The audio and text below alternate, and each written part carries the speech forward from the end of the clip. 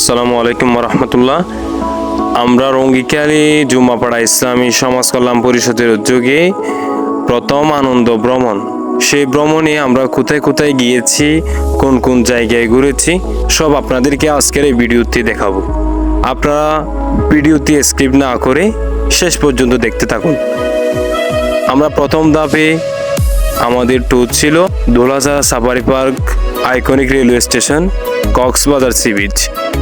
আমরা এখন সরাসরি চলে যাচ্ছি দোলাজারা সাফারি পার্কে।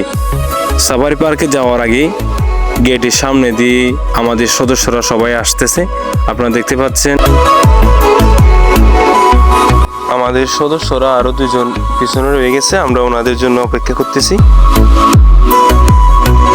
প্রথম ধাপে আমরা চলে যাচ্ছি টিকিট কাউন্টারের দিকে। টিকিটের দাম এত বেড়ে গেছে যে গত বছরের তুলনায় 50% টিকিটের দাম বেড়ে গেছে।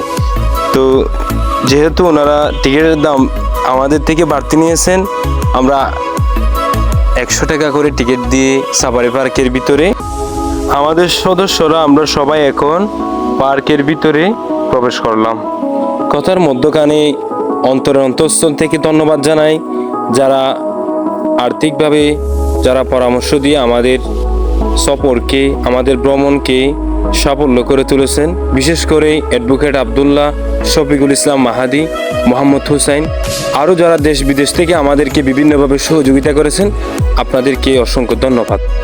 দেখতেছিলাম পার্কের ভিতরের দৃশ্য। এবার আমরা খাওয়ার অনুভূতি কীরকম পার্কের ভিতরে সবার কাছ থেকে জিজ্ঞেস করতেছিলাম। তারপর গিয়ে আমরা এক এক করে পার্কের ভিতরের সব প্রাণীগুলো দেখতেছি। খুব সুন্দর একটা দৃশ্য। এবার দেখতে চলে আসলাম সৌন্দর্যের আরেক দৃশ্য, চিতা হরিণ। আমরা সবাই চিতা হরিণ দেখে মুগ্ধ। সাফারি পার্কে ঘোরাঘুরি শেষ করার পরে ছোট বড় সবাই মিলে আমরা সিঁড়িতে বসে সেলফি তোলার সময়ে ক্যামেরা বন্দী হইলাম। সে সময় আমরা সবাই হাত দেখিয়ে সাফারি পার্ক থেকে বিদায় নিয়ে আমরা চলে আসছি।